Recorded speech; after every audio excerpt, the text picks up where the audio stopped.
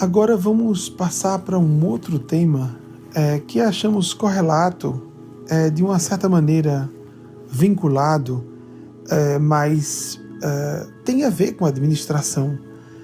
A administração, o estímulo, o incentivo, a alimentação dos processos de individuação, de nos tornarmos quem nós devemos ser, de amadurecermos diversos fragmentos de nossa psique, de orquestrarmos a constelação completa, quanto possível, dos vetores que compõem nossa mente, das vozes mentais. Não são literais essas vozes, não é? São fluxos mentais ou arquétipos, podemos chamar também, e vozes introjetadas, conceitos, ideias, as tais vozes parentais introjetadas. E vozes parentais introjetadas são só um aspecto, as vozes da cultura em muitos sentidos, a cultura acadêmica, de profissão, de cidade em que vivemos, de classe social ou cultural a que pertençamos. Embora tudo isso seja bem mais complexo e difuso em nossa cultura, existe e nós temos que reconhecer a existência de tudo isso. Quando nós fazemos certas escolhas de vida, podemos sofrer colapsos graves. Eu vou usar um exemplo bem simples. Eu peço desculpas por parecer que estamos, para algumas pessoas parecer que nós estaremos fazendo referência a alguém em particular. Não, estamos apenas usando um exemplo didático, porque esse tema tem diversas formas, esse problema, não é bem um tema, esse problema que nós vamos apresentar, de nós enterrarmos complicações de nossas mentes, frustrações de nossas almas, de vários graus de importância, em vários patamares de necessidade de expressão, a partir de uma escolha equivocada. Vamos imaginar que uma pessoa coloca como centro de sua vida ficar magra. Vamos imaginar que seja uma mulher, porque a cultura é mais dura com as mulheres. Eu fico bem à vontade de falar por estar obeso, ser obeso e reconhecer a obesidade como uma enfermidade. E porque esse assunto não é o essencial de nossas vidas. Há pessoas obesas que vivem como eu, com os dados, os elementos hemográficos, os índices hemográficos completamente controlados. Há pessoas magras que não cuidam da saúde, etc. Isso é extremamente subjetivo. Siddhartha Gautama Buda era obeso e era um Cristo. Chico Xavier era um médium e uma alma santa e viveu a maior parte de sua vida obeso. Nós temos diversos grandes intelectuais muito ativos, obesos e ativos na terceira idade, como Jô Soares e Boris Casoy, só para citar brasileiros. Delfim Neto, octogenário, obeso, lúcido, quase 90 anos. E há pessoas magras que vivem enfermas, sofrem infartos, AVCs. Isso é extremamente complexo. Não vamos resumir tanto a questão da magreza como da obesidade. Mas vamos imaginar que alguém que tem um problema grave de endocrinológico, metabolismo mais baixo, que favorece o acúmulo progressivo de calorias em forma de gordura, um apetite mais acentuado por programação neurofisiológica e genética, uma série de itens que costumam ser relacionados à obesidade como uma estrutura orgânica de ser. A pessoa é obesa, como os melhores especialistas da área dizem. É muito fácil pessoas magras dizerem, ou pessoas com pequena tendência à obesidade que emagrecem fácil, dizerem que não, qualquer um pode, fecha a boca e você emagrece. Se ela tivesse realmente um corpo obeso, e ela viria que é diferente, e isso demonstra também uma baixíssima, vamos dizer, uma estreiteza mental muito grande, porque eu não preciso ser mulher para defender as mulheres, eu não preciso ser negro para defender os negros, ninguém precisa ser gay para defender homossexuais, Ninguém precisaria ser obeso para defender obesos caso se informe adequadamente sobre o assunto. Então existe muito preconceito na área. Basta dizer a vocês que tentaram me afogar na infância por conta dessa tolice grave, não é? Na infância eu sofri bullying por causa da obesidade e há pessoas que, por três crianças tentaram me afogar na infância quando eu fui enfrentar pessoas que estavam me desdenhando, fazendo uma zombaria em grupo por eu ser obeso, né? Eu fui obeso desde criança. Poucos momentos eu não estive obeso nessa encarnação. Então, sobrepeso ou obesidade? Uma pessoa resolve, vamos imaginar alguém do meu perfil, resolve ficar completamente magro. Eu fiquei magro entre os meus 16 e 21. Era fácil, só não comer. Só aguentar a fome quase o tempo inteiro, distrair a fome bebendo água, fazendo outras coisas e desviar a atenção do mau humor que vinha natural, porque vinha espontâneo e contínuo quase, ou com intermitências fortes, com maior instabilidade emocional, porque eu estava contrariando a minha natureza. Entre os meus 16 e 21 anos eu fui bem magro. Um magro não saudável, né? Principalmente no período entre 19 e 20 anos. Durante 2 anos, mais ou menos, eu fui bem magro. Magro, doentio. Inclusive o sistema imunológico caiu, comecei a sofrer infecções desnecessárias pela preocupação extrema em me manter magro e não me manter saudável.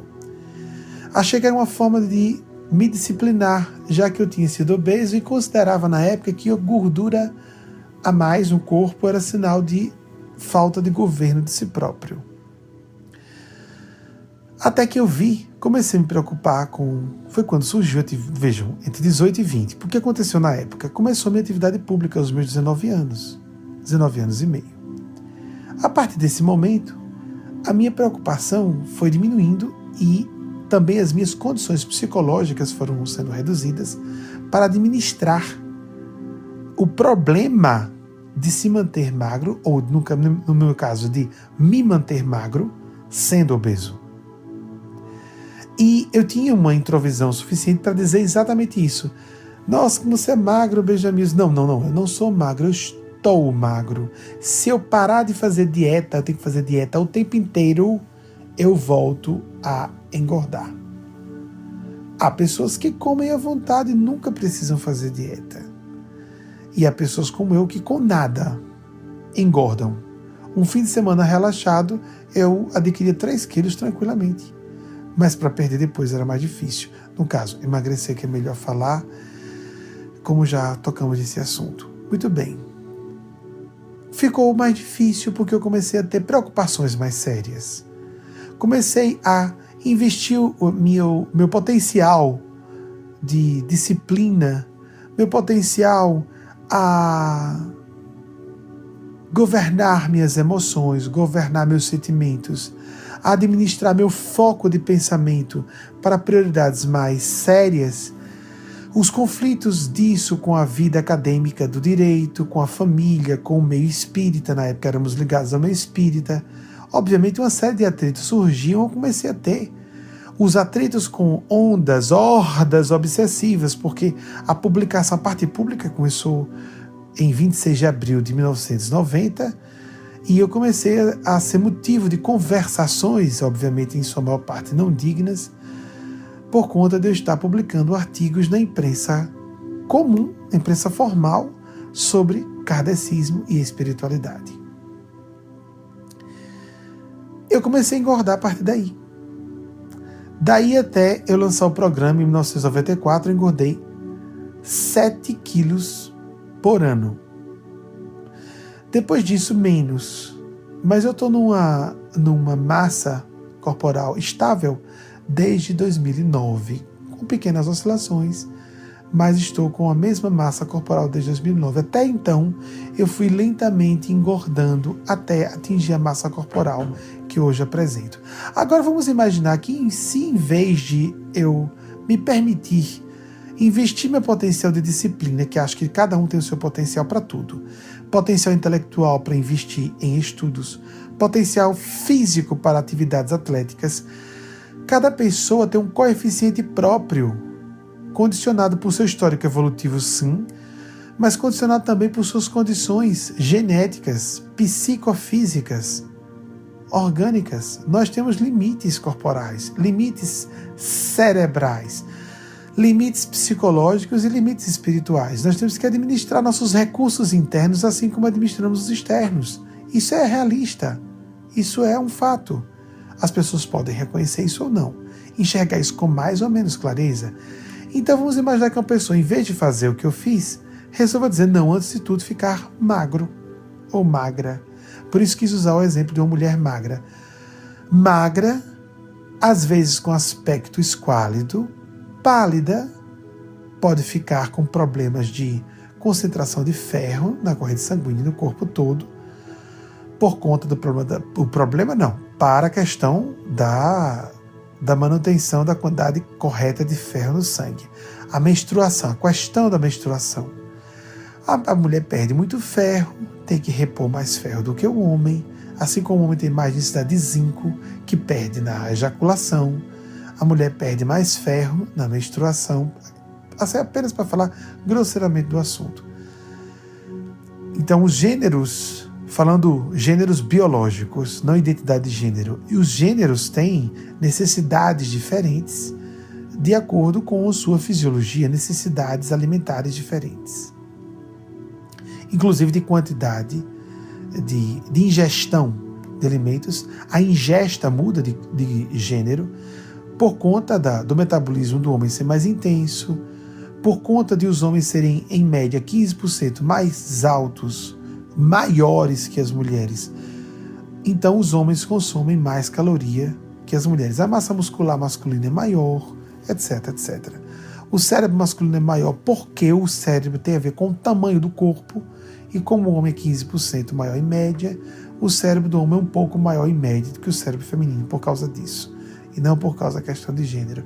Mesmo porque tamanho de cérebro não tem a ver com inteligência, já está comprovado cientificamente, e sim com a quantidade, a não ser em casos graves, de redução drástica de massa cerebral. Mas sim como os neurônios se relacionam, como são as conexões sinápticas, como os corredores neurais se estabelecem para que o indivíduo tenha um bom aproveitamento do seu computador neuronal, seu computador biológico excelente que é o cérebro humano. E que tal se então escolher-se reprimir isso? Vamos imaginar aquela mulher que se mantém magra, esquálida. Ela pode começar a ficar magra que chega a envergar a coluna. Ela acha que está linda porque está magra, ela está até desinteressante. Mas com a magreza ela melhora a autoestima e consegue encontrar um marido. E ela jura para si própria, ela garante, ela tem certeza que ela só casou porque ela emagreceu e não casou por causa disso. Ela apenas acha isso. E ela passa a vida inteira investindo seu tempo, sua energia, sua vida em manter-se magra. Porque ela tem um potencial genético à obesidade. Magra, infeliz, frustrada, castrada, irrealizada. Sem realizar-se em profundidade, permitam o neologismo, eu tenho a impressão que a palavra existe, mas perdoem se for neologismo. Mas eu me recordo porque é menos usual. Irrealizada. É isso que nós queremos? Vamos resolver só uma questão e sacrificar tudo mais que somos, e às vezes uma questão superficial. Existe a vertente mais masculina dessa questão, porque hoje está muito comum também o cara que vive preocupado está em forma, quantas horas por semana em academias, e aí garante que vai encontrar no meio gay mulher ou parceiros através dos músculos, ou parceiras e parceiros através da conta bancária.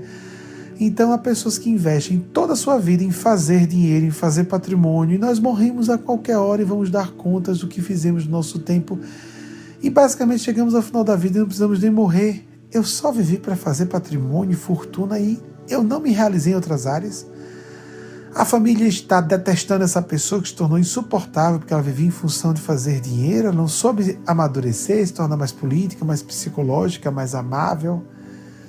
Uma pessoa que não sabe descansar, não sabe viver o universo lúdico, não sabe se distrair, não sabe viver o lazer, não sabe fazer uma viagem, não sabe desenvolver uma conversa que não seja o assunto específico da sua área de proficiência, aquela área exatamente de proficiência profissional ou de área de trabalho, não necessariamente uma profissão, mas uma área empresarial, em que ela se tornou excelente para adquirir mais fortuna, ela não sabe falar de outro assunto praticamente.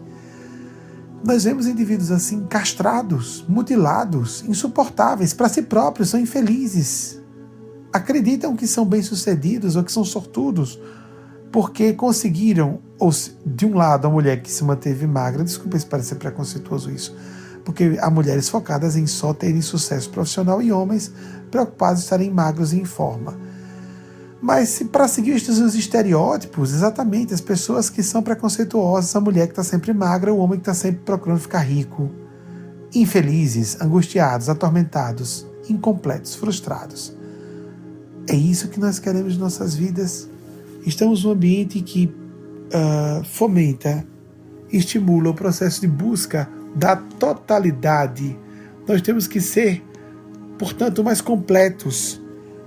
Busca da totalidade sem a completude, claro, mais completos, não completos por inteiro, mas procurarmos resolver as questões fundamentais de nossas almas, de nossos espíritos, de nossas mentes, de nosso ser.